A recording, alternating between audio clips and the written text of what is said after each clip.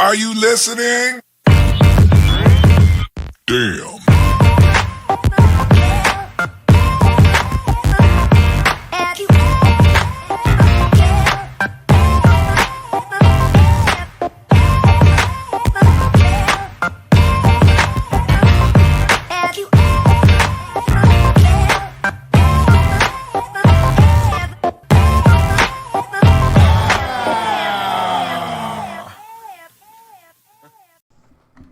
What's going on, everybody? It's your man Jamm, and welcome back to another episode of the Keep It a Buck podcast. And today, I have a special guest with me. I have Colby Kamilah. So, what's going on? Hey, everybody. Yeah, you got to tell me what has been your quarantine routine. What's been keeping you sane during the shutdowns? Going to the gym, even though I've slacked off these past couple weeks because I travel right now, but getting up early and going to the gym or just completing a task before I even start work. I like making my bed or going to the gym or making a smoothie, like completing something before I even start giving my energy to other people. So you've been actually been productive. I don't know how many times I've been speaking to other people. Everybody wanted to do something during the quarantine. Like, I'm about to use this time to do this. I can maybe start teach myself a new language or something. But it's all just Netflix, eating, sleeping, chilling, or being on the go. It took me some time. Yeah. It took me a long time to get here. So Yeah. I've been like other people too. Yeah, being just getting the motivation to be productive is the thing. Right. Cause I've been because I don't really get that much off time during work. So when I finally got it, it's just I know I wanted to do something, but that chill hard factor hit me. I was just sleeping, relaxing, because I do not get this opportunity, so I took full advantage of nothingness. Yeah. I definitely loved it. All right, but we go ahead and go right into our first topic today, which is going to be how do we feel about beauty standards in today's society? Okay. I know it's been since I've been growing out my hair. I wanted to first talk about the hair topic. Since I've been growing out my hair, I've been getting more into discussions about natural hair, and then it's been making me be reflective too, and thinking back on how hair standards have changed for people. Because it's weird to me. From looking back, it's weird to me now, seeing that having natural hair is such a big movement now, and it's it's like a statement to have natural hair, where I didn't think it was as big as a thing before, before to do so. So why do you think it's been natural hair has been getting such a big boom in popular culture now, or do you think that it hasn't been a change towards it, or no? So I think, for me, I started wearing my hair natural in 2007 and 8. So I was 17, 18. So that was, I don't know how many years ago, 15. I don't know. I'm 30 now, so do the math. But I feel like it wasn't as popular back then as it is now. And I think that it's a sign of the times, being that we have gone through so much in society with race relations, and maybe Black people feel a sense of pride within themselves when they express themselves and wear their hair natural. And I just feel like it's just a sign of the times. There's more products available, so more people they feel comfortable wearing their hair natural because they have the products to maintain and care for their hair. I think that just people feel more encouraged, and they feel because of movies and television and seeing celebrities maybe embrace their hair, or see models embrace their hair, it just encourages them, or what's the word? they feel more comfortable, I guess, with wearing their hair natural. Black people feel more comfortable. Yeah. So I think It's it's different. It's a lot of different reasons, I we guess. But do. those are some of the most important ones, I guess. I know it's a difference with coming to being natural between like man and woman. So like, what's some of the reasons that you wanted to go natural? Well, I had a relaxer. So I grew up pretty much with natural hair, but I decided to try out this hairstylist that I hadn't been to in a long time, and she was more into doing relaxed. Well, I have a lot of hair, so she was like, "Why don't you get a relaxer?" Because basically to make her life more Easy, easier. yeah. So I was 16. I got the relaxer, and I got a touch up, and then I decided I don't want this anymore. So I kind of stumbled upon it because I was trying to grow out my relaxer, and I found this site. It was called Fotki, or I don't know. It was Fotki. I'm not sure how to pronounce it, but it was a photo sharing site where a lot of women were sharing their photos of their natural hair. So I discovered that, and then I started to learn more about maintaining and caring for my hair. And that's why I decided to go natural. It really wasn't like Like some seeing big women decision that you wanted to do, something like that. Yeah. right. It wasn't like people around me were wearing their hair natural. It was more so my hair was damaged and I needed to take better care of it. Yeah, because like have you had any negative like stigma or like any negative pushback from you going natural?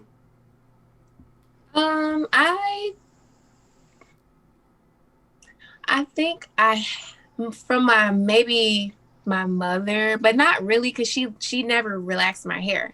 She just always straightened it, so I always wear my hair straight. But she would make comments like, "Oh, why?" Or it wasn't really negative, but I guess I took it negatively. Just little comments about the way I was wearing my hair. But for the most part, I think I have a certain hair texture that people don't have negative views about. Like my hair is like 3C, 4A. So I didn't get a lot of pushback. But I think if my hair was maybe more kinky, that I would have gotten more negative comments because people aren't as accepting of those hair textures. Why do you think that is? Because I think people feel like if your hair is closer to like a silkier, looser hair texture, it's more acceptable. Like all people, not just Black people, but all people. So I think that Black people are also more accepting of looser hair textures. Like I wouldn't say my hair is loose, but it's always been a certain length. Like, well, I cut my hair off, but I've always had like longer hair, and I've had a certain hair texture. So I think that people just are more accepting of my hair texture. Was. Yeah. I don't know. Yeah, it's weird. Like especially when I first started getting more into like natural hair like discussions and groups, and seeing like just being more so a part of like the dialogue around it, seeing how there is like a big like separation, but to how people treat people with, you say, like 4C hair in comparison to anybody like up in the 3 range. You know, like it's like a hierarchy. Different. Yeah, it's a hierarchy in it. Yeah. Like, I didn't really understand it. I don't know. But I think that men, I don't know, I'm not a man, but I think that guys kind of don't get that same experience. Like women, I think guys too might lock their hair if it's a certain texture, whereas women might not feel as comfortable locking their hair. And guys just don't have that same pressure as women have. Yeah, it's as I said, it's different. Like it's completely different from what women would experience from going natural. Like more so with men, it was a pushback. Like for me with my hair, it was more so of a pushback from growing my hair out. Because being a '90s baby, coming up, it was just like always having that pressure of men keeping their hair short. You know, Yeah. so that was a bigger thing. Always having the fades, always keeping it low. So when I decided to start growing it out, that's when I started getting pushback from people, like people in my family, even like from random strangers. I thought that was weird. Like I remember being at work when I used to work at GameStop. Like a customer would come in and I remember it's an older black guy, and I was growing out my beard at the time too. So he liked my beard, but saying it'd be better, man. You just cut your hair down and like keep your hair short. Like I had like a mini fro then. I was like, man, like the audacity. But like yeah, so it's like we don't really get. I don't think we get nowhere near the type of like negative pushback as a lot of women get. And like the hair texture debate, it doesn't really affect. I don't think it affects men as much at all. Like like if a man has like let's say like 3B or something like that, like hair texture, they'll get like praised for it and everything. They say they'll get recognition for having that hair texture. But like if it's like a dude had like 4C hair, they're not gonna get talked down about though. Like that's not going to be an issue that man will face. But now I think it's changing. I think culture is changing for men to grow their hair out longer. So it's become more of a popular thing to see like dudes with dreads or dudes just with like longer braids and stuff.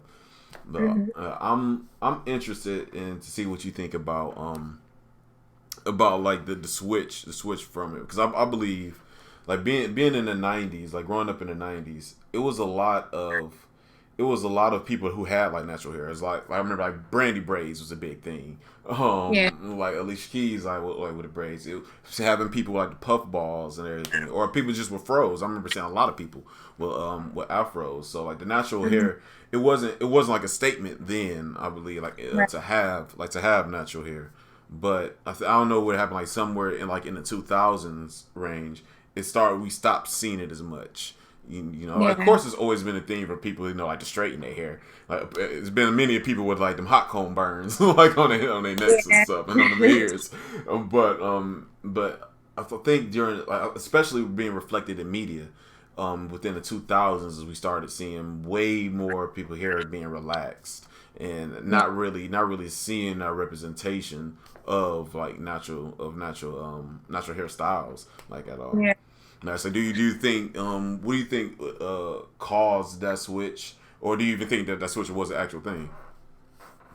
Well, I know for me personally, the 2000s, like that's when I was in middle school and then high school, and I know during that time, like we wore our hair I know for me, I wore my hair straight. I never during those times wore my hair natural. Like I did not want my hair to be not straightened. And maybe it was because of the I think R&B music went more pop and mainstream too. So like the artists were catering to a different demographic. Like they had to look more, they felt like they had to, and to reach a wider audience, maybe look more, I don't know, clean cut, appeal to the white audience. So things weren't as like, I know because neo soul was like big, and like big, certain artists like India.Arie was a really like a major artist during India.Arie, Jill Scott. Yeah, I was about to say Jill Scott. Everybody knew. Like, but once we hit, I would say 2002 and beyond, maybe, like, I just feel like those artists didn't get as much recognition, like, at least from mainstream. Like, because Lauryn Hill was mainstream at one point, and she had locks. So, I don't know. I just feel like the music changed, or what the audience wanted to see change. And so the artists had to change too. And just with me, I know me, what I started watching, like, change on television. Like, I went from watching Moesha and the Parkers to watching, like, Laguna Beach and the OC. And, like, it was, like, Black shows weren't as popular anymore. Like, so. That's actually, like, a topic I wanted to maybe you have like a whole nother episode talking about, but it's brought up here, so we can dive into it. Like I want it kind of irritates me when I see a lot of people let's say when like something like Insecure like comes out when Insecure first came out, or like Atlanta like first came out. It was a big push saying like, oh, it's like one of like our first like black shows, or like even with Blackish, like one of our first black shows, that's like focusing on like people like this age and stuff. And it was like that always irritated me. It's like, man, like we grew up in the '90s where we had like a plethora of like a bunch of black shows, like Mr. Cooper, like remember D.L. Hughley had his own like sitcom, Jamie Foxx had his own like sitcom. Like we had like black media had it was we had pretty much our own separate Hollywood. We were our own separate demographic. Own separate award shows. Yeah, like I remember the Source Awards used to be crazy. Yeah. Like we had like we were our own demographic, our own like media demographic. I would say yeah. So because we produced superstars that white culture was completely oblivious to.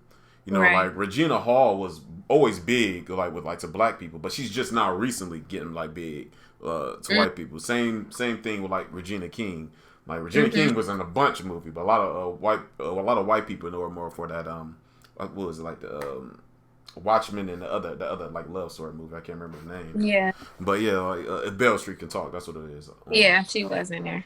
Yeah, so like we used to produce our own, like celebrities and everything. But I don't know what happened. That's around that same time period, and like in the 2000s where it like switched. I think what black culture as a whole became more mainstream. I think since black culture became mainstream, that eliminated a lot of stuff being made just for us. So now it can be like, oh, we're just gonna, we can just put black people like a certain amount of things, and like we're gonna still get that demographic base as well as appealing to everybody else. I think even like magazines, like we had our own magazines. Yeah, Ebony, and now it's only like Essence, and then Ebony might release a few issues a year, but like we don't have our own magazines to even look to see our own beauty. I mean, back then you couldn't go to anybody house over like that was like 50 and up and didn't have like a Jet magazine somewhere in the house. Yeah, like we definitely used to have like everything. We used to be our own individual like media zone. Like it's a bunch of movies that was put out during that time. Like white people like completely like oblivious to. Money Talks. Like stuff like that. The Wood. Yeah, The Wood. The Steph Man. And it's weird seeing how black culture became mainstream. Like I remember when that movie what's the burglar movie Rihanna, the Ocean's 8, I think that's which one it was. How it was getting so much praise for having like an all-female cast and having to be like a crime film. Like that's cool and all. But I'm like, well, like set it off as a thing. Set it off like we did that. Yeah, like we've had that. And like looking at back at that movie too, like it was not only was it like a cast where all the main characters were women. And they were like Robin Banks, like doing like violent crime, which you don't really see women do. They also had like two gay women like in there, and it wasn't even like frowned upon at all, like by anybody. Like even like when it came out during that time, it was like no pushback or nothing like that. So it's like we've like black culture's been like a step ahead of like mainstream a lot of stuff, but I don't know why people like kind of like want to erase all that all the media history that we had. Right. And I was also going to say something because you brought up like Blackish. This might be off topic. I don't know. I mean, we already kind of went off, but it's a good conversation. I kind of feel like Blackish and not a lot, but some of the black TV shows that are coming out aren't even for a blac audience. It's like black people can watch it, but this is really for white people. Yeah. And I don't like it. Yeah, same. I was thinking about that the other day. Yeah, like a lot of like shows that exactly the same like that like have like a bigger black cast. It's like they're trying to preach their blackness, But it's like, but if it's for a black audience, it's like we already know we black. we get it. Like you don't have it's not, it doesn't feel organic. I think that's why I like Insecure and Atlanta so much. Because it's primarily for like black audiences, you know, but anybody can like can watch it and enjoy it. But like it's not. It's they don't have to mention and keep like reinforcing like black points that are like central to black people and everything because they know who the audience is. The audience we culturally understand everything that's going on. You know, so but like with Blackish, it's like gotta make the point, gotta make it. It's a teaching moment. You know, but so I definitely understand that and feel like it's the same thing. Like they gotta. It's like we gotta teach the white people about black people. Instead of it being a black show for black people, we can just have like discussions about ourselves and stuff, you know. Right. Yeah. So that I don't. I wonder why do you, yeah. I guess it was just the I said my reasons for thinking that it was that big change is because black culture became more so mainstream. I don't know what caused it to become mainstream. But money, I guess. Capitalism, like they can make if our culture is and the music and the entertainers are very intriguing, like they can make a lot of money, and I guess we're just like a casualty in the whole thing because we kind of go along with what we see on the television, and but that's what I just feel like money.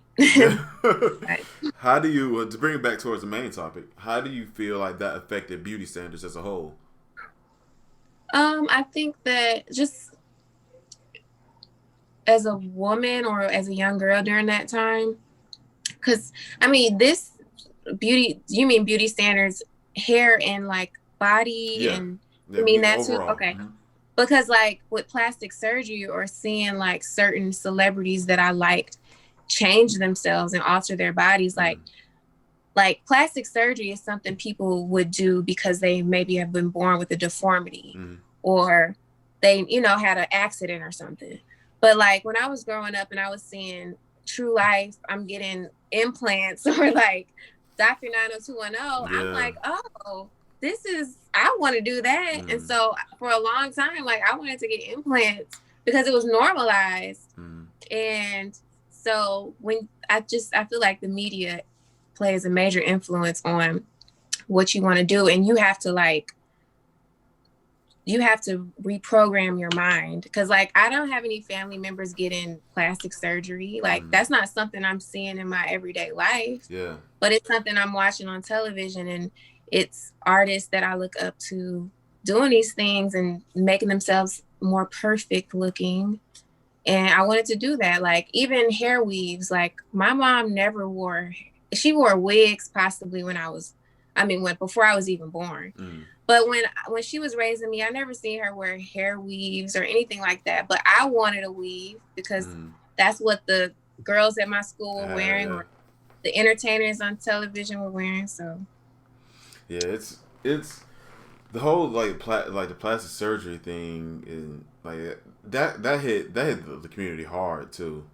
Like like seeing little, I might get pushback for it, but like seeing little Kim's change like really hurt me, especially being like darker skinned, you know, because it's gonna roll in like beauty centers as well because being was now I think now it's more acceptable in our culture and within black culture and water cultures in general to be okay being darker skinned, but being darker skinned like in the 2000s was not it. 1,000 people was not it like in the slightest. So always got like something looked down like upon for being darker skinned, and it's definitely like worse for women.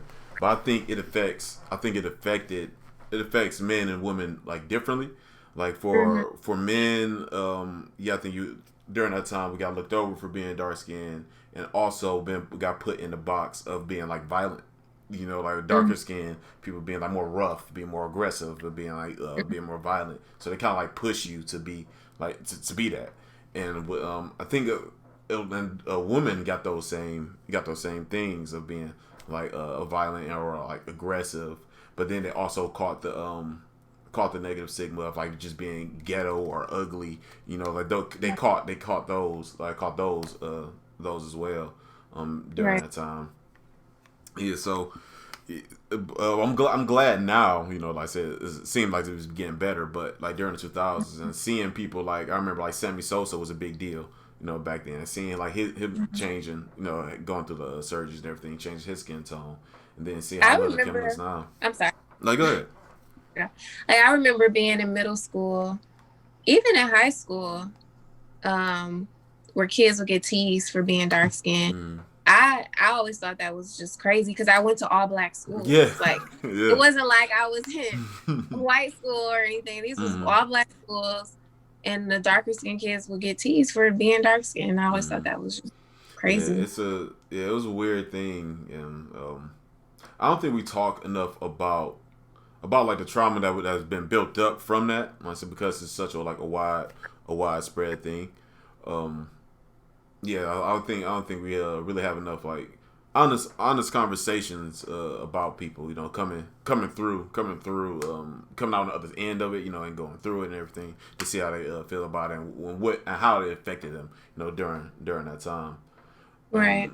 Yeah, but with the plastic surgery thing, you know, it's super weird coming from, you know, an era where we had like Lauryn Hill, you know, and we got like Jill Scott, into going into like an area to where it's not only like accepted to get like plastic surgery, but it's almost like expected to get it as well.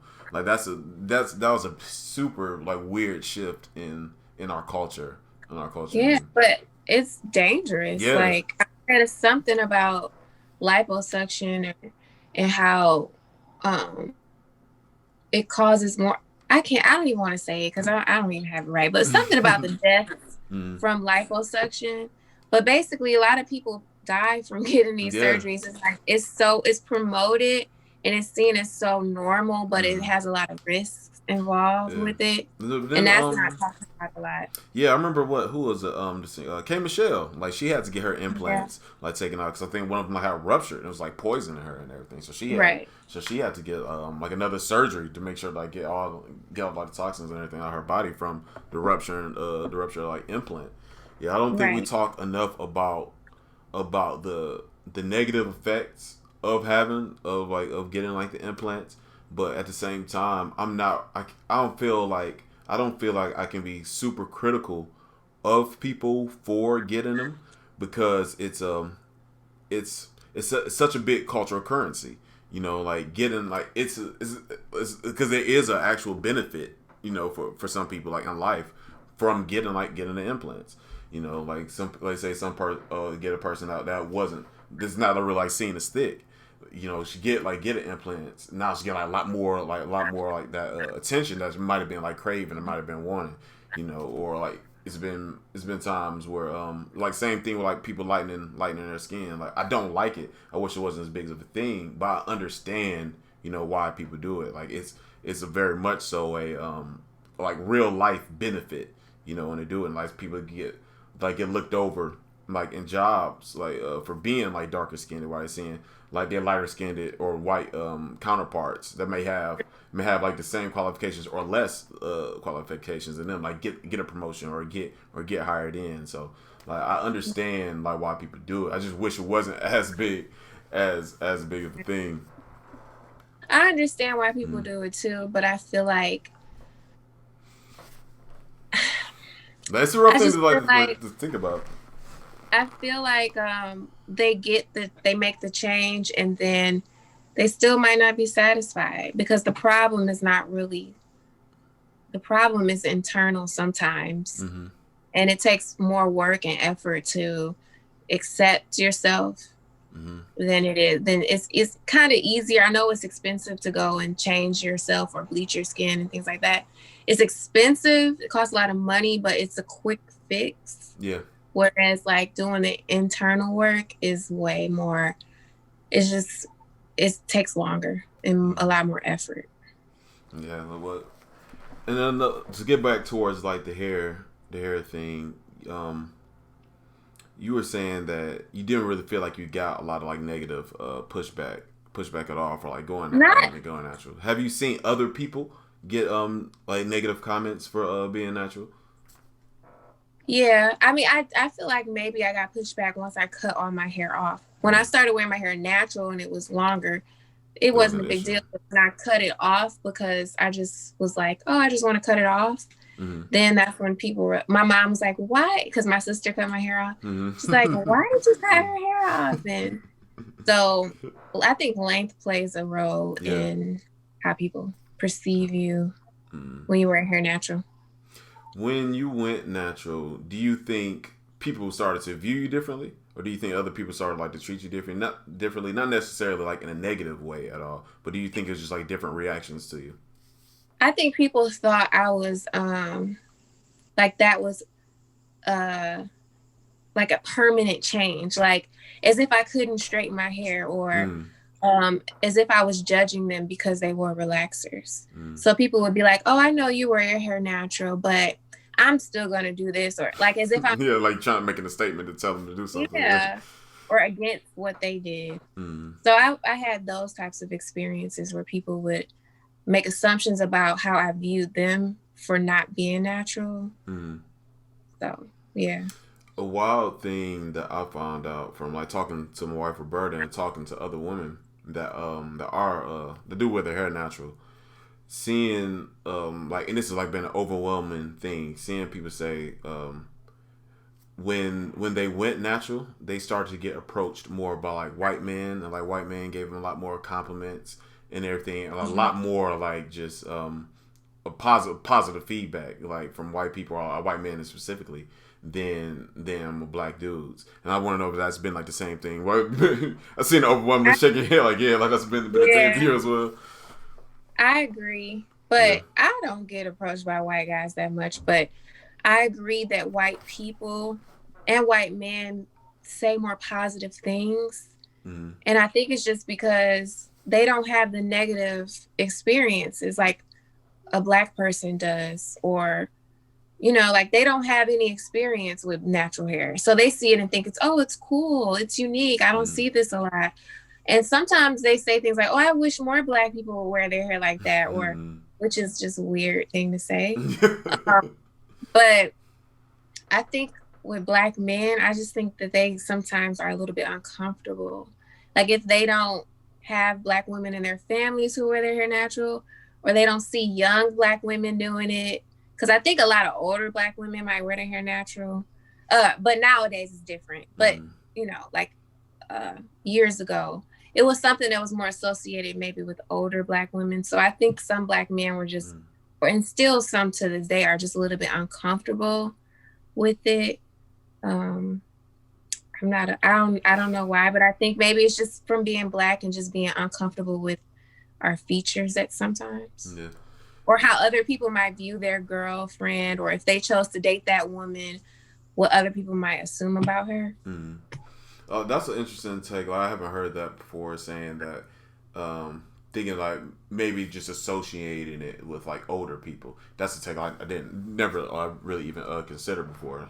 Yeah. I think that might definitely play into it. But it was always weird to me.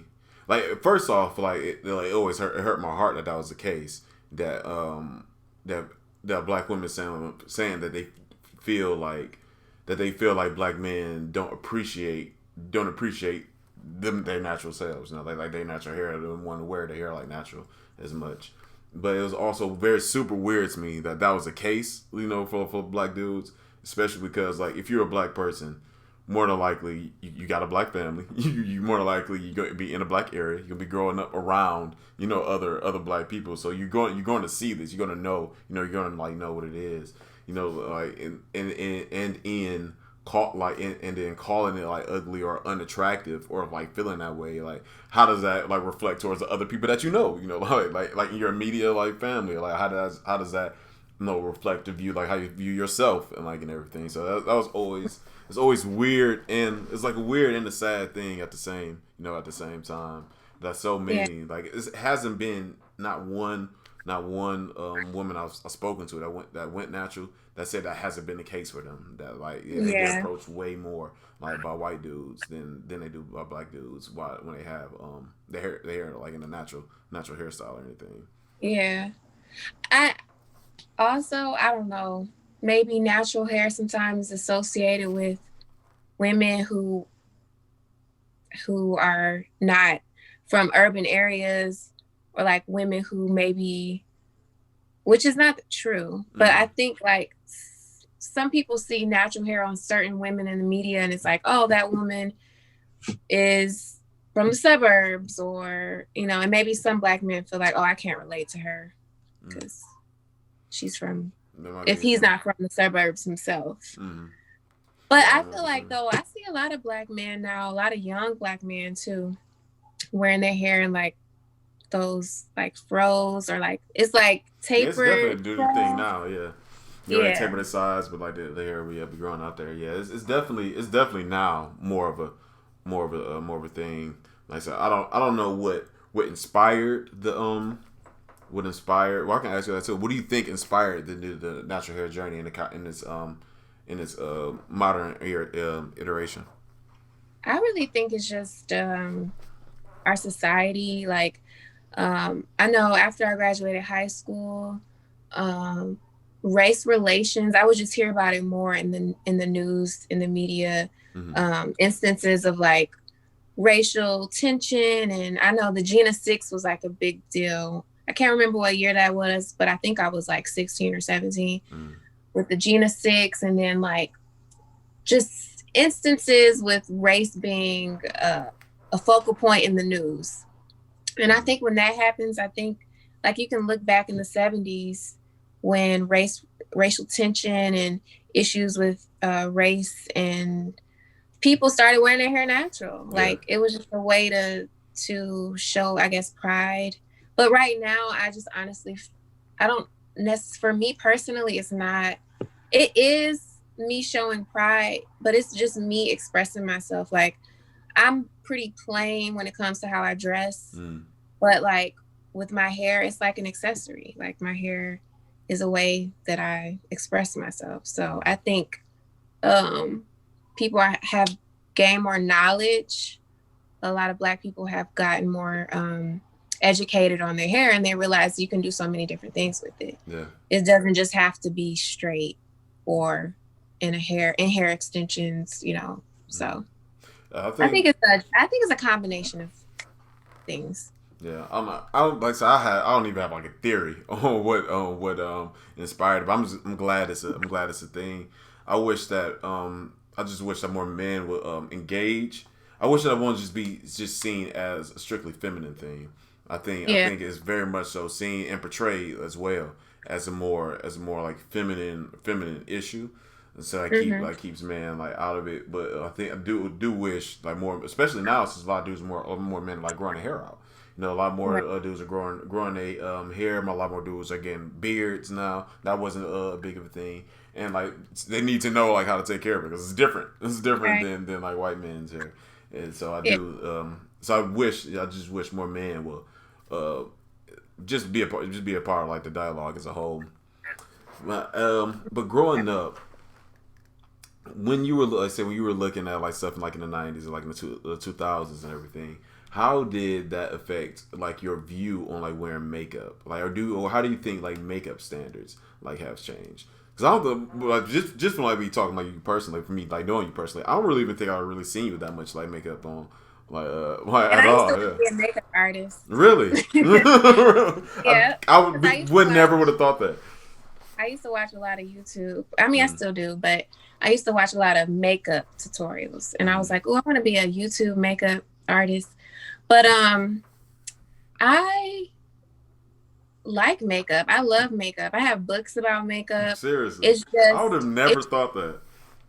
It's just that I think makeup is meant to enhance what you already have, not cover up and completely make you look like a carbon copy of someone else. And so the makeup standards now are like, I think they're changing actually to more natural look, especially since we are in a pandemic, so people are wearing less makeup. But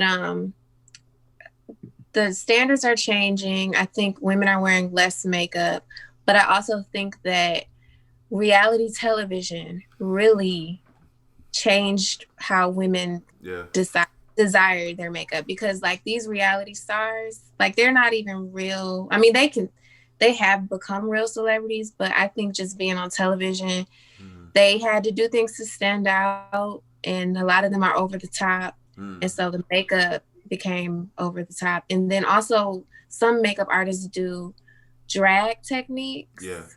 And I've even heard drag queens say this, like these are drag techniques. So I don't think women, especially Black women, I think aren't as educated on makeup, because we start wearing it later. We don't wear it as soon as white girls do. Like they start wearing makeup at preteens, and we don't start sometimes till our mid-20s, 30s.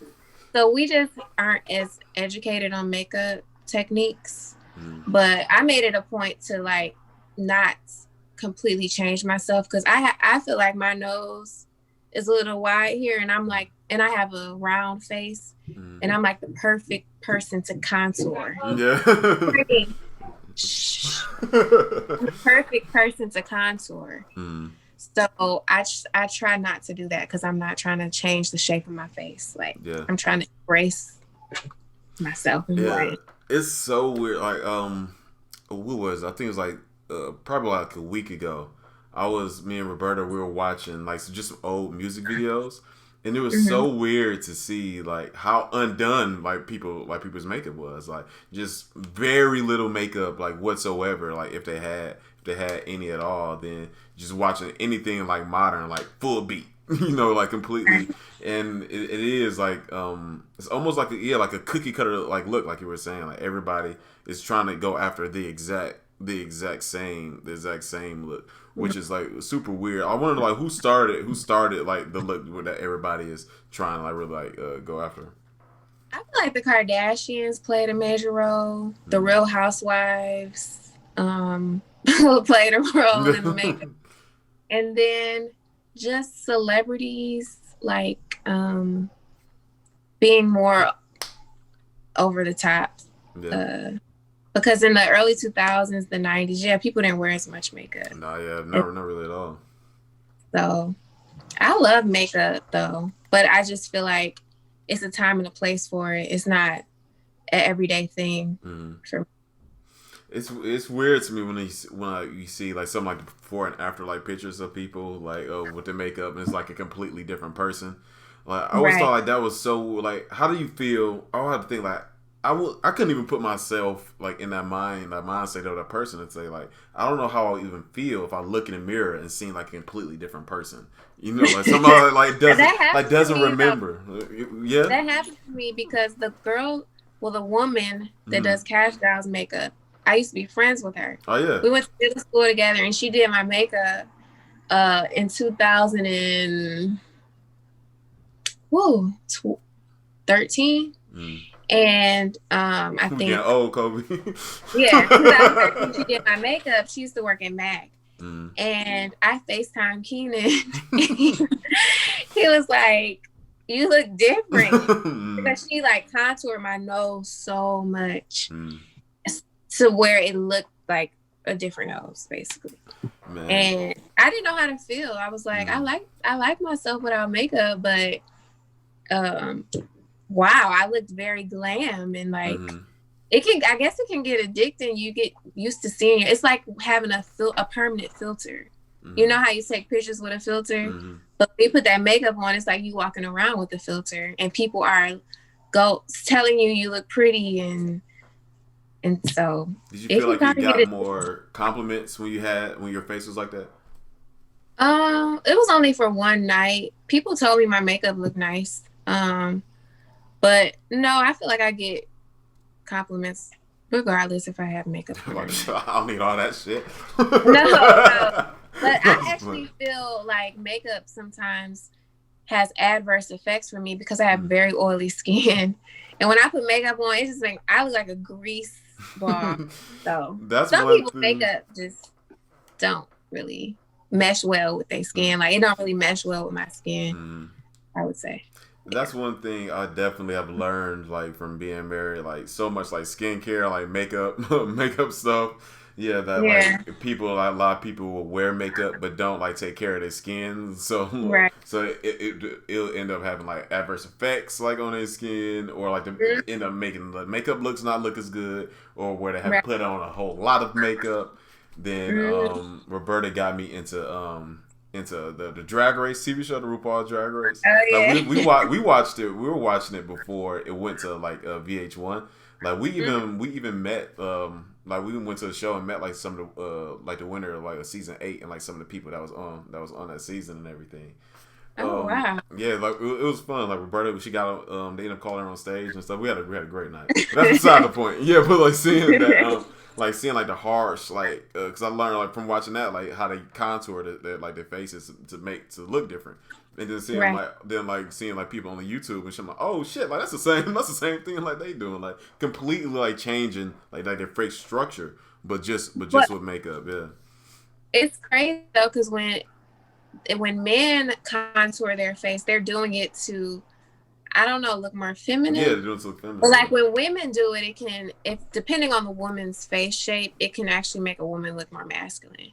Really. Like it has different, like if a woman's face is already chiseled or she's already has the contour naturally, then to then contour her face is too much. It's too much, you know. Do you So think it's just done that people just do like so like it's just talking about contouring, like I know it's like it's a bigger thing now, like you can see pictures and see like the contour lines, from people makeup.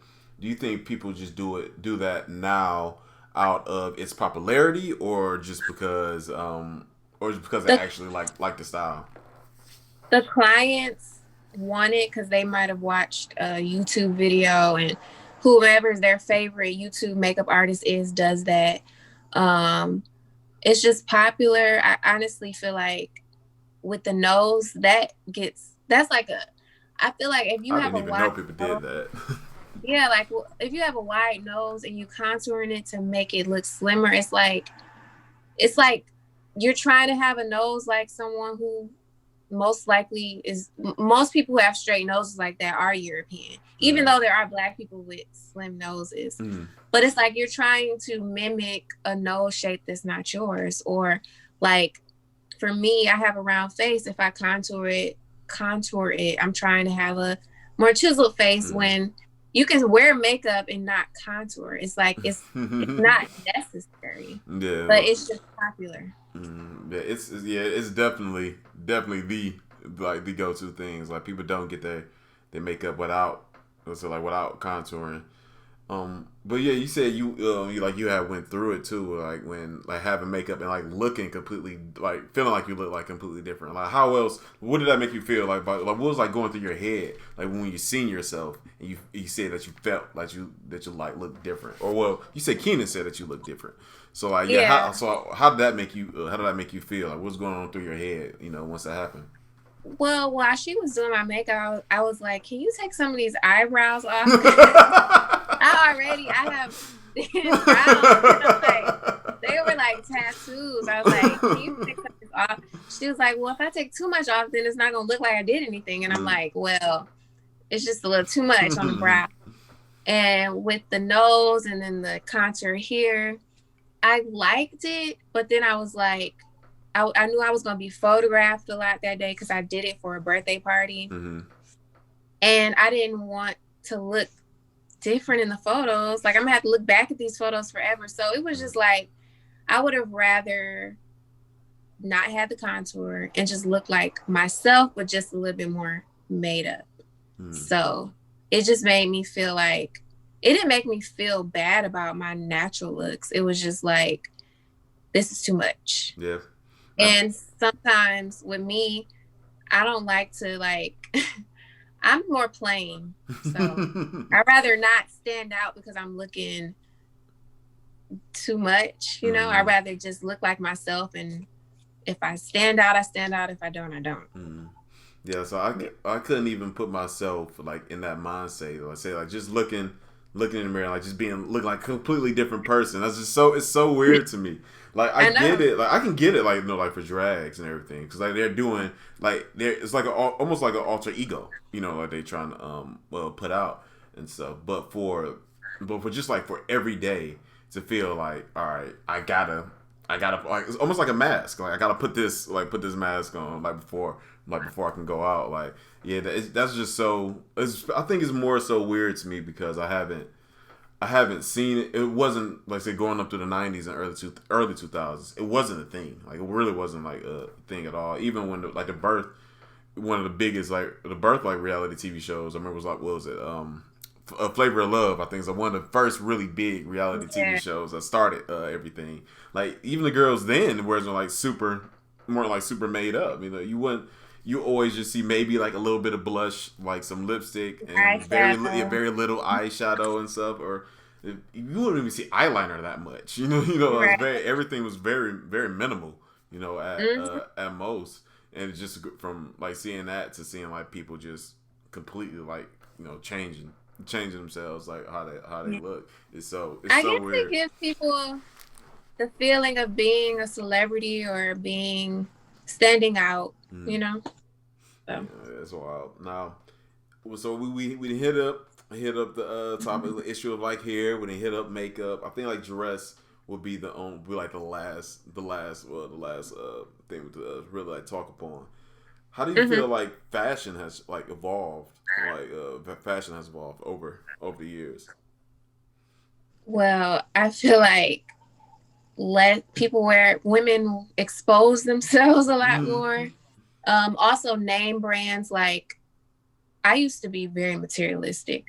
So it's so weird to hear that like from you. Like, just as a side note, it's just so weird like to hear that from you. I'm still slightly materialistic, but now it's like the brands that women, well, I don't know if we're just focusing on women, but like the brands that we wear are just not affordable. Like Gucci, like it's standard now for people to have like Gucci and Louis bags, and so fashion, I feel like, but at the same time, fashion has gotten I know a lot of celebrities endorse Fashion Nova and Pretty Little Thing, and those are cheaper clothing stores. So, but I just feel like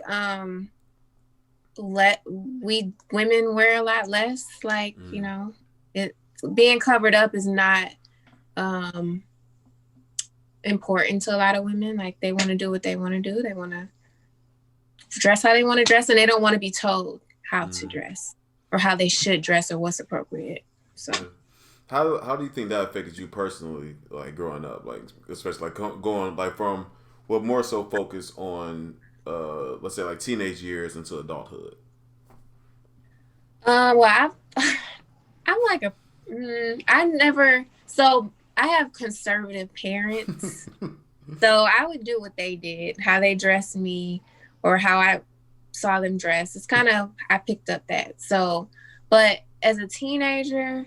I was materialistic, so I wanted a lot of name brands, but I was never one to dress provocatively. For one, I just never was.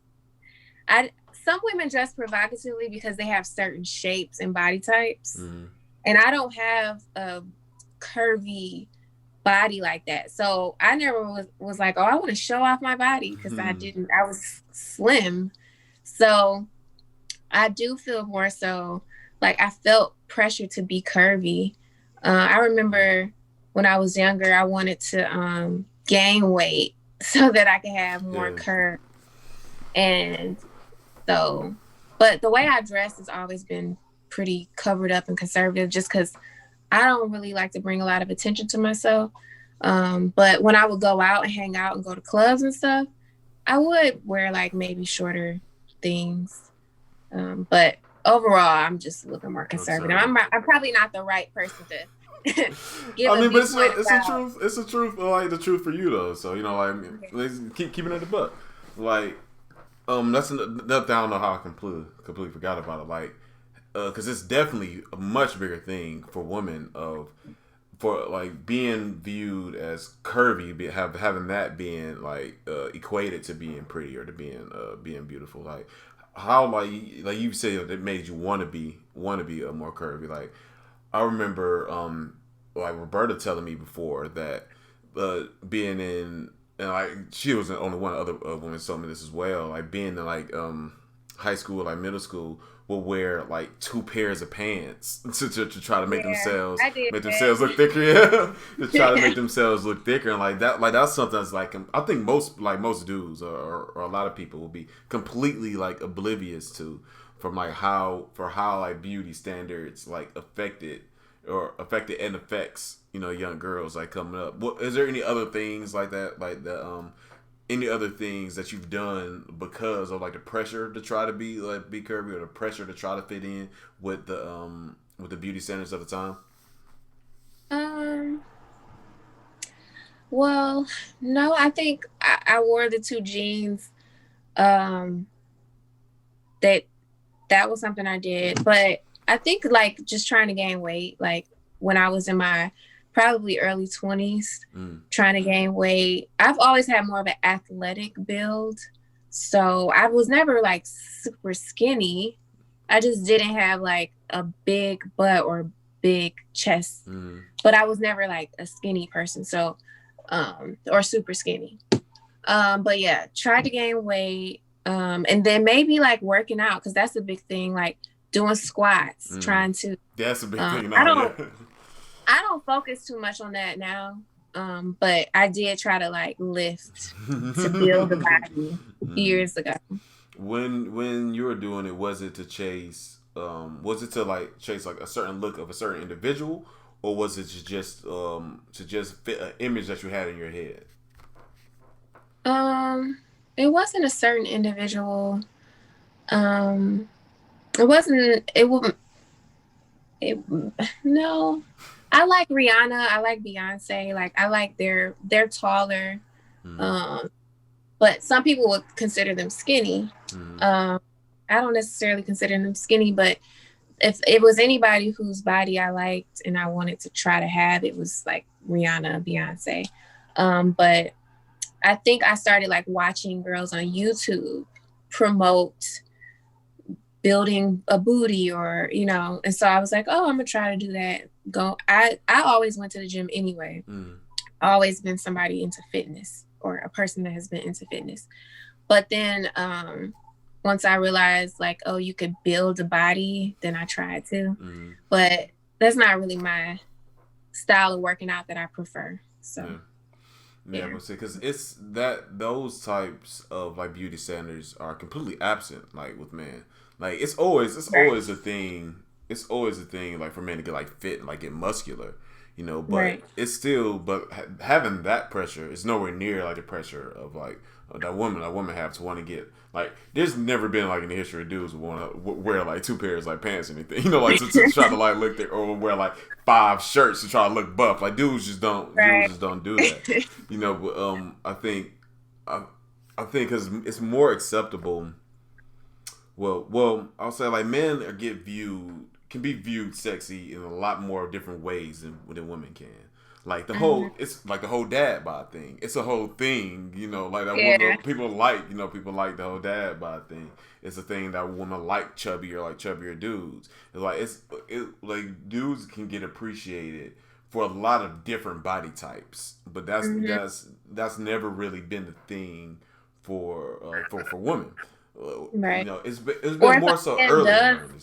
If a man does like a woman of a different body type, they're not really vocal. Like if a man likes big girls, he's getting made fun of. Exactly. Yeah, I mean, and it's a lot of dudes that like big girls, but you won't see them like really like you're right, like be vocal about it. So that whole validation, for that look isn't there. Like it's absent. But where like a dude like doesn't really need to have that much pressure to really like to feel like if they get any pressure to like change their look, more than likely it's coming from like another dude. Like other men. I think men have more pressure. Apply more pressure to other men to like to change like the way they look than vice versa. Of course, I think it's a thing, but overall, I think like women are a lot more accepting of a dude. Like if they like him, a lot more accepting of a dude from how he looks and like how he dresses or style or whatever than vice versa. I think I think women, especially like within dominant culture, women are kind of get pushed get pushed in like a certain box that they have to like the box of beauty, like it's very small for women and compared to men. You know, like women have a box, like women pretty much got like a crate. You know, men have a little bit more like freedom, like to express themselves in different ways. Let's like to express their bodies in different ways than with women.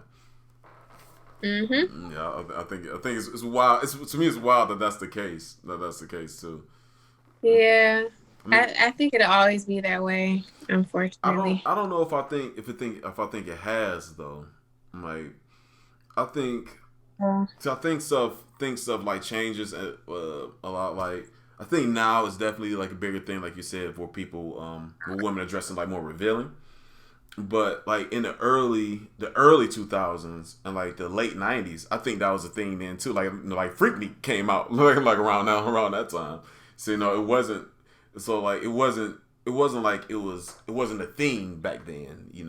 Or like during like the 70s, niggas was wilding in the 70s. Like that was a whole sexual revolution and stuff too. Like yeah. it But I was a guess lot less like prudes then. yeah, when I was growing up, I mean, I'm not that much older than you, but I know like in the early 90s, mid 90s, the women wearing baggy clothes was cool. Mm-hmm.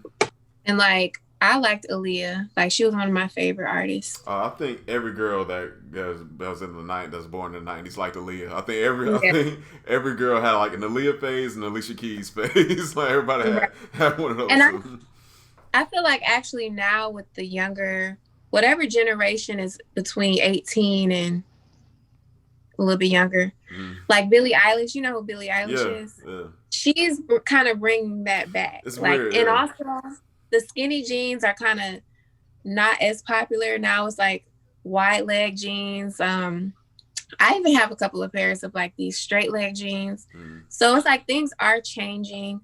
But I don't think my generation is the generation, or you're a millennial. I don't think our generation is pushing that. I think it's the younger people that are like dressing or pushing the culture, changing the standards, I guess.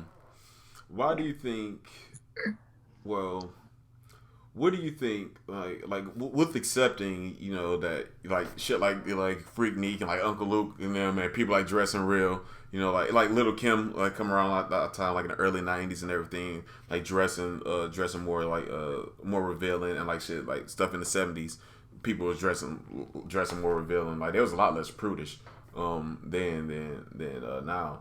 What do you think changed the culture to try to be a little bit more conservative within that range in the 2000s? In the 2000s, I guess I don't know. Like I didn't feel like it was conservative in 2000. You feel like it was conservative in the 2000s? I think, I think it was more so conservative than now than what it is now. Yeah. I'm trying to think back. Like, I think during that time, rap music and R&B, like we said, went mainstream, but it also became more like, oh, we need to be classy, or like, I know, less gritty. Like hip hop became less gritty and became more rap. Like became rap, and then bling bling became a thing, and then the music kind of changed to be more materialistic. So maybe that's the case. It was just a change in like what people talked about in songs, and then like average people were, the everyday person was trying to live up to the standards of what the media had put forth, I guess. Like even in TV shows, I'm trying to think like what TV shows I watched in the 2000s. Girlfriends was big then. Girlfriends, like that came out later in the 2000s. Yeah, and like when I watched Girlfriends, it was like a lot of emphasis on like being middle class or going to college, graduating, and like Maya was like the girl from the hood, but all the other girls was like, bougie, I guess. So I think that's what it was like where we were Black people. Maybe it started with the Cosbys. It could have started kind of with the Cosbys in the late 80s, early 90s, and Black people trying to look better to mainstream society, I guess. That's definitely an interesting take on it. But I feel like we hit this topic up through and through, and so we're gonna go ahead and take a break and go to the next segment.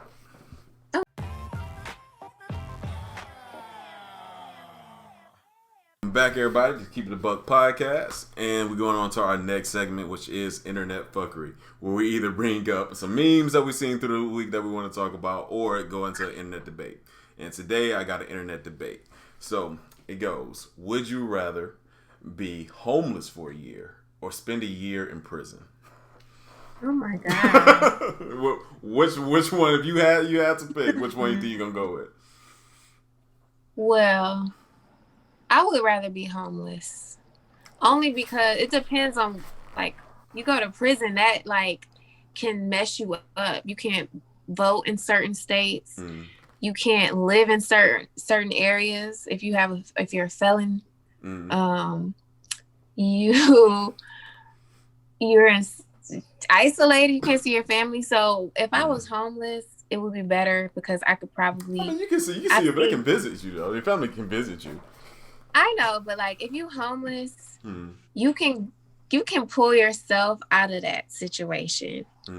And you can do the same when you're in prison, because people go to prison and come out. But I just feel like with being homeless, like you can get help. Being in prison, I guess you can get help too, but it's like your reputation is kind of messed up.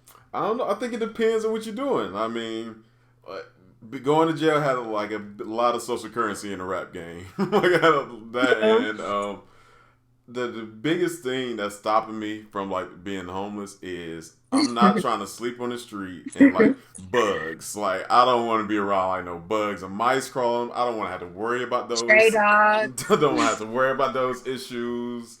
Smell, like the smells of certain places and stuff. Like I am not trying to, and like especially if I'm gotta be homeless, let's say like for a full year. The winter time is going to be, especially I couldn't do it in Detroit. I definitely couldn't do it while I was still living in Detroit. Like it hit like 10 below. Like I'm not built for that. Like I'm not. Like I'll be in jail where I got guaranteed food. Like I know my meal is coming. You know, I can go ahead and work out. I can go to school.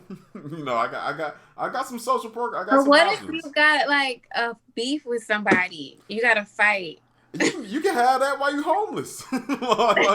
That's not just you know in jail. You can have that while you out on the streets. You know, somebody might try to come at you. Well, yeah. I mean, I said at least. I got shelter. Yes, I got shelter. If I'm in jail, I'm probably going to join the gang. I need some protection. You know? I'm probably going to do that. So yeah, I got a sense of community. Yeah, I'm gonna need that. I'm gonna need that warmth. I'm not trying to deal with bugs or nothing like that while I'm sleeping. Yeah, I would choose the homeless. You gotta go because I can stay in a shelter. You could stay in a homeless shelter. But those shelters we run out of space. Like, you gotta get there early, or you ain't gonna be in there. Like I couldn't do it. Yeah, but that's a hard one though. Prison or homeless? I choose homeless. You choose homeless. I think at least if you're homeless, you can travel. You know, yeah. You pretty much. Some people want to be homeless. What? Like some people who are homeless. That's new to me. They actually want to be homeless. Like they feel like they want to be free. They don't want to be tied down to anything. That's not the type of freedom I'm. I watched like a segment on people who choose to be homeless. Seriously? Yes.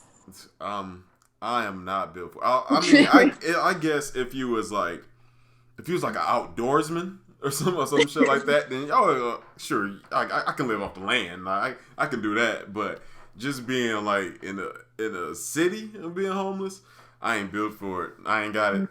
I ain't got it. Yeah, but you gotta worry, like I said, because you gotta. It's too much I gotta worry about. Like in jail, the main thing I worry about is fighting. I gotta be able to fit. I can leave that pressure from joining the gang. Like I can get a group of like-minded individuals. now we got our own little clique of protection. But in the streets, you ain't. It's rough.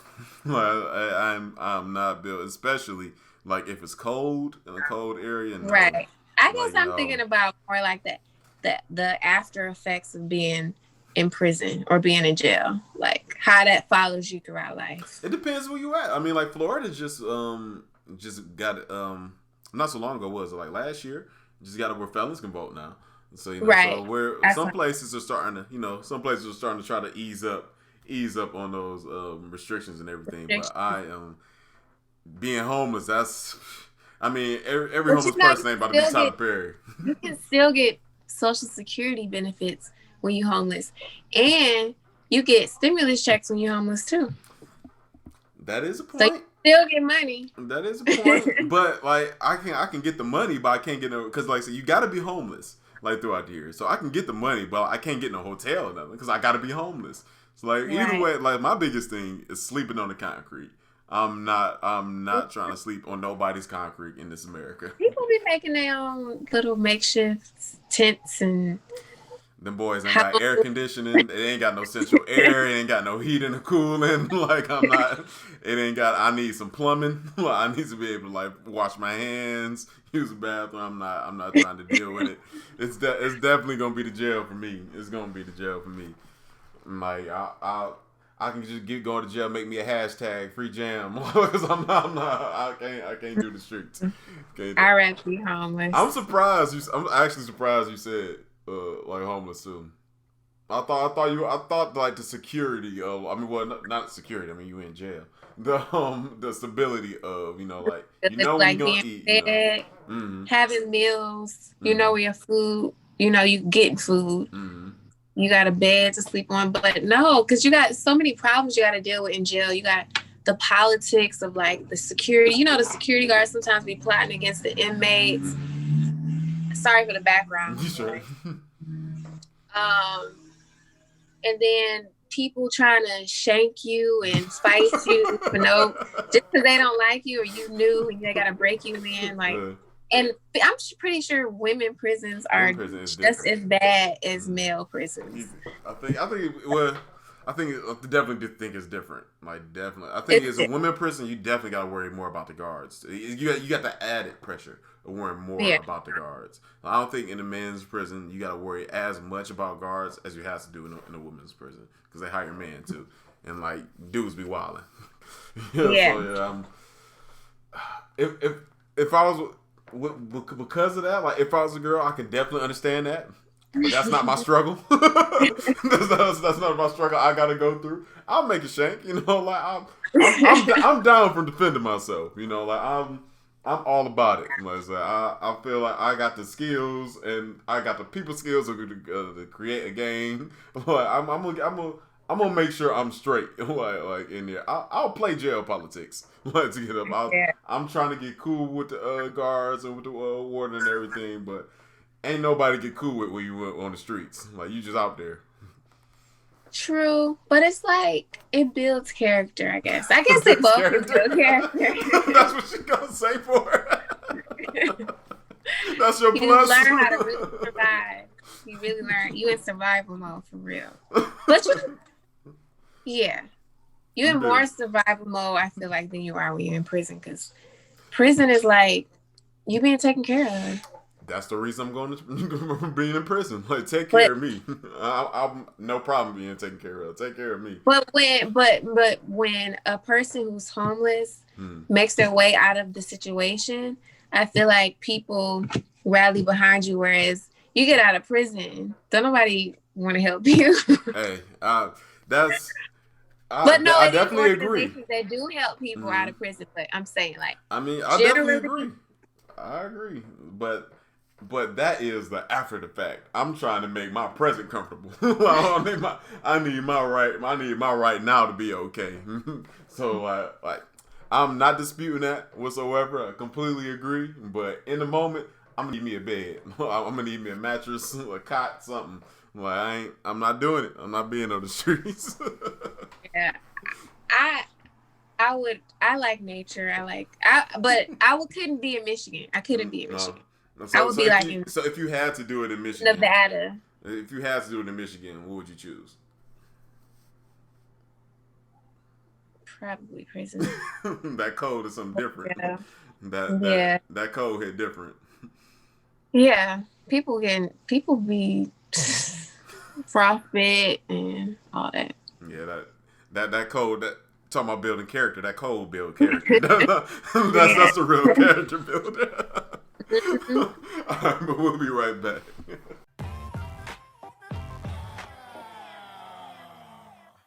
Welcome back to Keep It a Buck podcast, and now we're in our segment Head to Head, where we put two things and see which one we think is better. So today we are doing Thanksgiving versus Christmas. Which you think is the best holiday? That's hard. I would say, I would say Thanksgiving. Really? Yes. Same. Like we are in complete agreement. So like on that one, I'm not a Christmas person whatsoever. It's not me. I'm not either. No, I'm surprised about that. Unless you don't like Christmas. I thought you would like Christmas a lot more. Especially because I know most times I see you like right now, or like a cardigan, like a sweater or something on like Christmas time. That's just like it's final season. You know, that's it right there. Yeah, I don't like cold weather. But even though Thanksgiving is in the fall, it can tend to be cold. But it ain't December cold. I don't like the consumer aspect of Christmas. If Christmas wasn't just all about gifts and presents, then I would probably choose Christmas. But that's not true though, because Black Friday is right after Thanksgiving. But you don't have to go out. But Black Friday is a preparation for Christmas, though. Normally, right? People use Black Friday as a preparation, for Christmas. And like Christmas time has its own type of depression. Like it's literally has its own like designated like form of depression for it. Like I hate around Christmas time. The stores are always super packed. Everybody, it's supposed to be a happy time. Everybody's super rude and everything. Yeah, everybody's super stressed.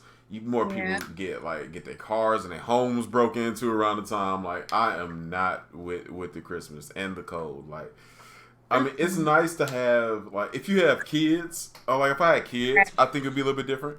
Like just to have the kids be all super excited, on Christmas Day to open up the presents and stuff. But as an adult without kids, that's for the birds. I give me. That's what I was just thinking this year. Like, if I had children, I would probably be way more into Christmas. But as an adult who can buy myself the things I want, the appeal is lost me until I have kids, I guess. And you don't, as an adult, you don't like the amount of gifts you get. Like the older you get, the least amount of gifts that you get in life. Like as soon as you hit that mid 20 range and everything, where everybody feel like you should be doing good for yourself. All that gifts those out the window. Like I don't even remember the last real big Christmas outside of Roberta that's it. You're not really getting you can't house hop like you can do it on Thanksgiving. Thanksgiving you can house hop, get your plate from everywhere, say hi to all your extended family and everything, have a good time. That's you try to house hop for Christmas, think you're gonna get a present, you're gonna be disappointed. You run into some harsh disappointment. Thanksgiving is about the food, whereas Christmas, even though we still eat, it's like I like food, and I like how Thanksgiving is about the food, same eating good food. There's I don't know any distinct Christmas meals. I've never seen my mom prep for prep food, for Christmas, but it is an entire routine and schedule for Thanksgiving. It's like a sport almost, for that preparation. And it can be times, that the food be real on Thanksgiving, because during the week leading up to Thanksgiving, like my mom would not cook throughout that entire week. Like I'm Yeah. saving now. I am saving my energy like for this damn holiday. Like no, y'all better eat some cereal, find something at the house. Like if you got some money to go buy some, I am not cooking it like until this time, and it'd be worth it. It does be worth it. But yeah, like the prep time alone for Thanksgiving is what it is. Like Christmas is. It's not. Yeah, I really just feel like it's a child's holiday. Like I don't feel like it's another when we were holiday. kids, that's what we looked forward to when we was kids at the end of the year. But like as we get older, I'm not into it like that. I'm not into Christmas movies. Like, Really? I'm not into Christmas movies now. I will watch Christmas movies. The only one I really like is A Christmas Story. Because I used to watch TBS all the time, and during that time they used to have just all day just play A Christmas Story. And I remember watching it so much, I wanted to see like if you stick your tongue like on a pole, would that actually happen? I did that shit when I was like in the first grade. Like I was just sheer panic. Like it was real like random. It got stuck. Yeah, it got stuck. Like Oh my God. I used to walk home like from school, and I usually used to walk with a group of friends. But they all peeled off. Like we all separated more quick like this time. So I was walking past, and we had watched the movie in school the same day. So I'm like, I'm gonna try it out. Like I did it, and it was just sheer panic when it actually worked. I don't know what I expected. Like if I didn't have like an escape plan. Like if it did work, what I was gonna do. So I was stuck for a little bit too. Like because I was too nervous to like try to call for help or anything or try to do anything. So I was so scared. I just ended up having like to just rip something like the skin off my tongue. And like I didn't even say nothing when I got home. Like cause I was so traumatized from the experience. Like I just got home and just went to bed. Like that was some wild shit that just happened. Yeah, but Are you and Roberta putting up a tree? Yeah, like how we got it's actually pretty perfect how we got it. Roberta cares a whole lot about Christmas. So she picks what we do for Christmas.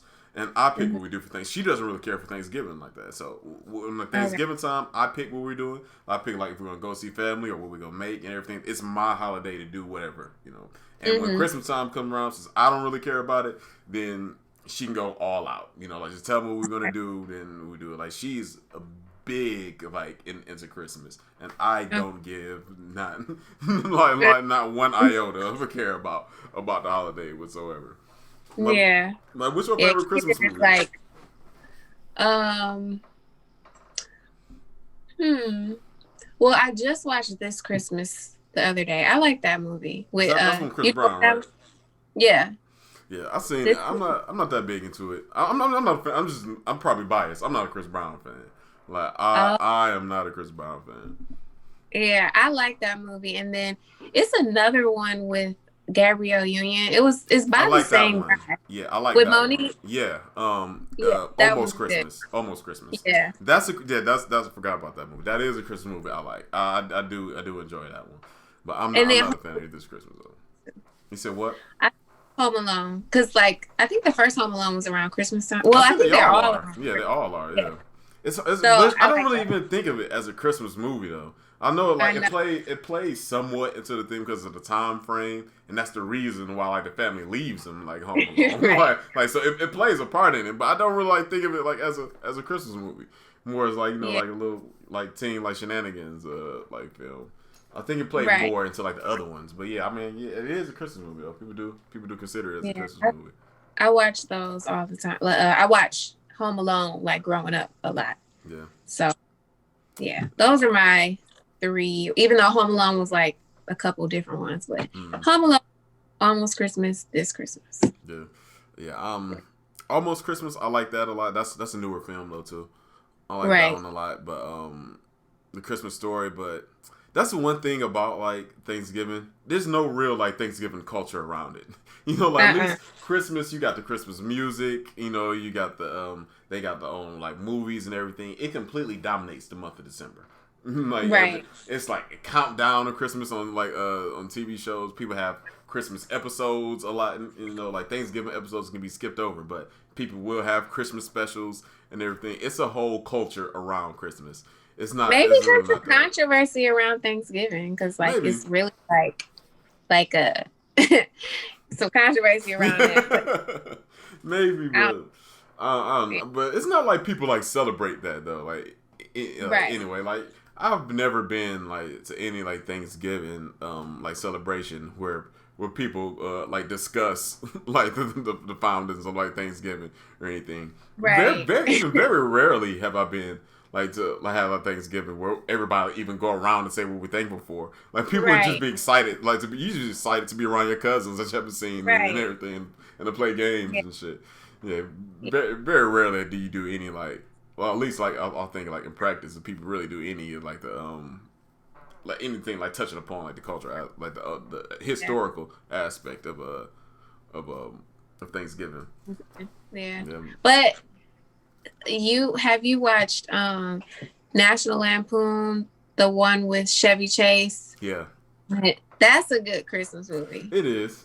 It is. I mean, I think it's some I The like. one with when he didn't get his check, Mm-hmm. his bonus check around Christmas. I That's the like one that out. one. I mean, what's the one with Will Ferrell? Elf. Elf is funny. Elf is hilarious to me. I like Elf. Yeah, I've seen that movie one time, so I can't really. I can't get. Yeah, I like Elf. Elf is funny to me. Like I mean, it's some good Christmas movies, but I'm not. I'm just so tuned out of like the season. Like it's not for me. Right. I like Yeah. Christmas. I like a Christmas story more because it's more so of like a coming to age story than just like a Mhm. Christmas story. Like the actual holiday is very little time actually spent like on the holiday. Most of the movie is just about like him being a kid, and like so I think that's why I like that movie so much. But Yeah. yeah, Oh yeah. Did he have on a costume, a Christmas costume? yeah, like his aunt Bunny. had gave him a bunny. Yeah. He kept always thinking he was a girl, so she made him like a pink bunny, like pink bunny Yeah. costume to put on. But it's weird for me like liking Thanksgiving so much because a lot of my family really enjoy Christmas. Like Aunt Drew loves Christmas. Then Yeah. what I can't. As soon as December 1st hit and you're in the car with her, WNIC is going to be on. Like you are listening to nothing but nonstop like Christmas music. Like Hmm. Christmas is her holiday. She looks so forward to decorating the tree and everything, going out and get the tree. Like it is a big thing, you know. Yeah. But like now, like I am not for it. Like And then I'm like good. this year, like actually I'm looking forward to Christmas this year because I feel like it's just gonna be more laid back Mm-hmm. and not as like so much pressure on like, oh, go out and get gifts and all that. So this might be a really good Christmas this year just because Yeah. it's I yeah. thought I thought that too, but then I went outside and seeing people like Uh, same old, same old. Like yeah, they can't get out of they they can't. can't get out of it. No, It's so like, embedded in people. yeah, like then Christmas also has a religious like aspect of it too. So like Yeah. that makes it extra important, to people. Right. So yeah, like Did you ever don't people go no, people don't go to church for Christmas. They go for New no, they go Year. they go on Well, Christmas too. oh yeah, okay, yeah. Yeah. Yeah, Hmm. cuz like yeah. They call them what they call them like CME. They call them CME Christians, like Christmas, Mother's Day, and Easter, like the big Uh, days. People go to go to church. I yeah. remember one day. Oh my gosh, I'll never forget this. For it was either New Year's or it was yeah, I think it was New Year's. It was New Year's, and I went to church. Well, like my aunt Drew, and it was me, Keenan, and one of our friends. We went to church with her. Like for everybody like that's listening or watching this, don't know like how heavy she be like in the church. She can be in the church till midnight, Like, but at the time as a kid, like I just knew like we was going to church. I didn't know like the service was gonna be that long. I think it was one of my first time going, and I remember my Uncle KK at the time telling us like, we were able to like when we get back we can shoot the gun, because that's what people do to like the New Year. So I'm like, oh, I'm excited. So I'm like, all right, we go about to hit up the church for a little bit, Then we get back. I get a chance to shoot the gun. I am geeked. We are in that boy. Like we go. First, I don't know why I wasn't confused. That we was going. It was late. I was just excited to shoot the gun. We went like real late. We went around like 9 o'clock, like 8 or 9 o'clock, I think. and we were just Mm-hmm. in there for so long. I'm like, yo, we are cutting close. Like we need, like it take like 40 minutes to get to the church. We need enough time to get back for the ball drop, guys. Like we need to wrap it up. Like, and we are just in. Like Keenan wasn't worried that we was gonna be in there that long either. So we in there, boy, just stressing. Like I remember us, like they actually had a prayer during the countdown. I was so pissed. Like the person that was with us was like, he had was looking at his watch to see that was about to hit like midnight, and so he did the countdown. I remember I was crying, like, man, like, why are we still here? We was in church for literally like 4 or 5 hours. Like it was the worst. Get to shoot the gun. We didn't get to shoot the gun. Like no, he said, I don't even know if he said I can't remember if he said if he shot it or not. But I know we didn't do it. Like that was the main thing I was upset about. We just in church. I'm like, there's not that much praising I got in me. Like I can't. And it's only so many prayers I can give in one night. I ain't got it. But oh my God, I would never forget that night. Especially that's why Christmas is so big, like for religious people, because of the whole big, religious aspect. But oh my gosh, I don't even know why they did that to us. They shouldn't even let us come in there. I was pissed. Never again did I go to church with her on the holiday. Like I learned, I was young too. I was probably I think Keenan told me about that when I went to church. God. Never again. Like I got so many like just church stories.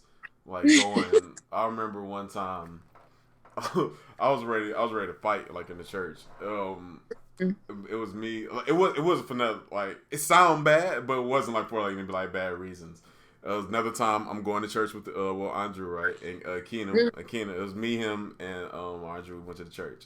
I didn't get a chance to sit next to them. Like when the ushers like put me like a couple pews ahead, like in front of them, right. So out of nowhere, Keenan get up and he yelling and everything, and he's shouting and stuff, and he looking like real aggressive. And like he had caught the Holy Ghost. I didn't know he had caught the Holy Ghost. So I'm like, oh. We about to fight. He yelling at stuff like then like T. Drew get up and she looking like worried and stuff. So it's time to fight. So I take off my suit jacket and everything. I start rolling up my sleeves. I'm fully prepared to fight in this church. Not thinking of the repercussions. I like thinking about where I'm at. I just know like my cousin, he amped and he ready, like we about to scrap. I don't even know who he yelling at. Like I'm just know like he upset and we about to fight. Like in the church. Then I seen some like one of the deacons that came and they was like patting him on the back and stuff. Like, oh, like I felt so bad afterwards. I really had to think about. I had to sit down and think to myself, like, yo, I was really ready to scrap in this church. Like I didn't even know like who was I about to fight, but I was just fully prepared. I was not expecting that. I thought you was about to say it was some conflict. I was ready for it. Yeah, I was ready for the conflict. Yeah, like, I laughed. We laughed. We had a good laugh about it. Like afterwards, because like see Drew like commented like when she seen me like get like put like I was like shoving people out. Like I was like in the middle, like on the pew. So I'm like shoving people to get out. Like all I know is like it's about to go down. Like I remember like commenting like that was when I told like what was happening. Like yo. I thought he was getting ready to fight. Like, I ain't no clue that he caught the Holy Ghost. The Holy Ghost in church. I'm just ready to scrap. Yeah, like I was because I've never in my life seen Keenan get that amp. Like especially like I've never like if he playing a game. All hands like anything goes, in the game. But like in real life, I've never seen him, like really get amped. It take a lot like to get like a rise like out of him. So to see him like really shouting, like looking aggressive, like he was like bending over, like he was squaring up. So I'm like, oh, it's going down. like ain't no words need to be spoken. Like I don't know who it is. I don't know where this aggression is being pointed to. But it's happening. In church, fully fully prepared and ready to scrap. I had to stop going to the church. I'm like, we was in there too long. It was too many unknown variables going on. I had to give that church a break. Oh man, but I feel like this is good. It's a good time to close out the show. Do you want to give people like Instagram handle if you want people to follow you or not, or we can just go ahead and head out? Okay, my Instagram is Colby Kamilah, and I do have a YouTube channel where I do like natural hair stuff, and I talk about topics that I'm interested in. And so my Instagram and my YouTube name is also Colby Kamilah. Most definitely. I didn't know you had the user page, so I'm definitely going to subscribe to it after this. So this has been another episode of Keep It A Buck Podcast, and we out.